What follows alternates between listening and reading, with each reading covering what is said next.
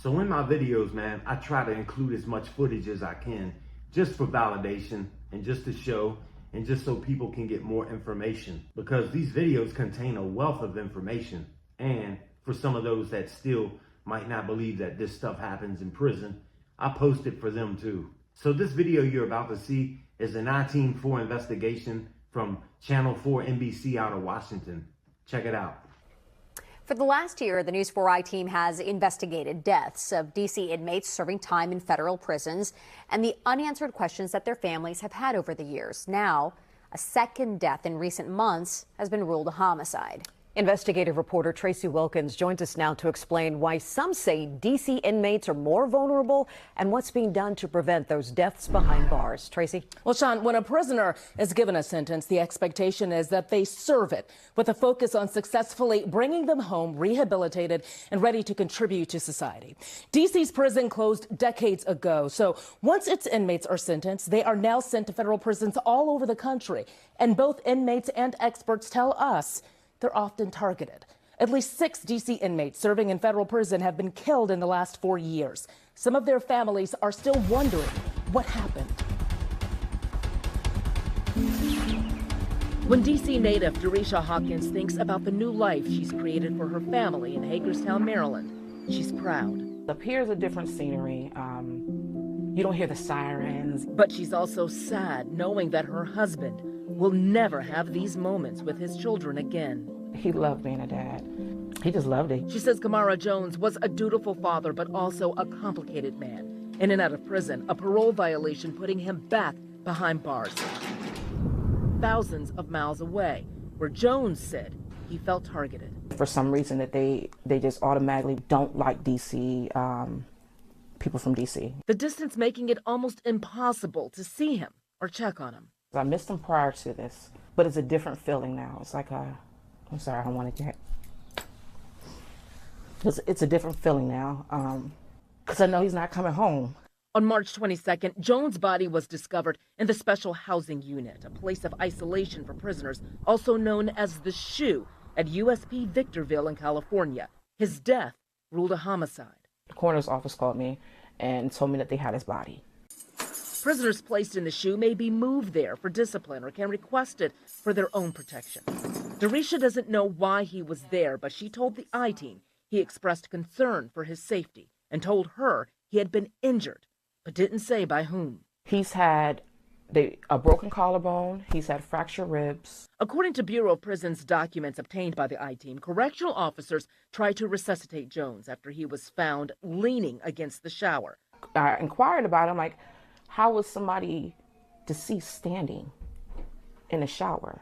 A roommate also in the cell was restrained and removed.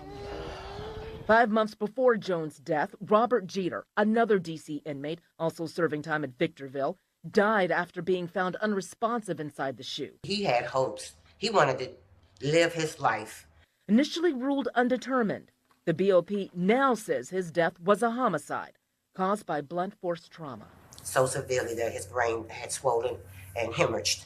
New prison records obtained by the I-Team show Jeter was also in the SHU, found in the shower.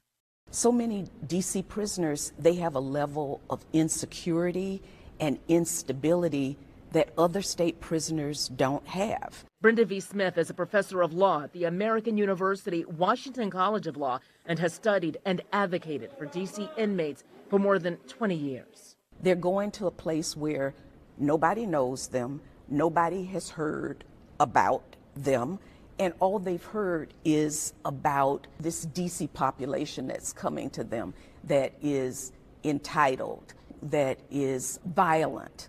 Many people don't know what happens inside of a prison. But it is Naila Sebron's job to know. She's with D.C. Corrections Information Council, or CIC. The city agency bridges the gap between D.C.'s inmates, the federal prisons, and the city's legislators.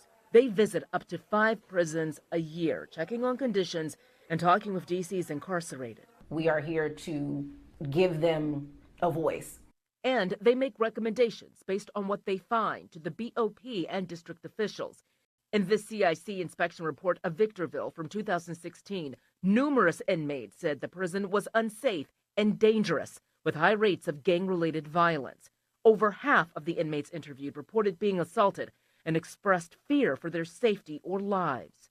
D.C. inmates also complained that they were sent to the SHU more than others and were called troublemakers. The people who have authority and get these reports, what are they doing with them? I mean, I would hope that they're reading them and taking in the information. Change comes from legislation, and until there's specific legislation enacted, you know, we just keep churning out reports. CIC does not have the power to enforce its recommendations, and it's only notified of an inmate's death in federal custody when the BOP issues a press release. If you all don't know which prisoners are dying or where they're located or how many deaths are happening, doesn't that somehow hinder the oversight work? I think that that's where the families come into play, right? So if they contact us and they let us know what happened, then we can contact the powers that be at the BOP and inquire within. The Bureau of Prisons told the I-Team that due to privacy, safety, and security reasons, it couldn't comment on the conditions or any potential investigations involving inmates. You know, you want to have answers why he was there in the first place. Why was he that far in the first place? And let alone why he's not coming home at all. We asked the BOP about those concerns raised by D.C. inmates in that 2016 inspection report.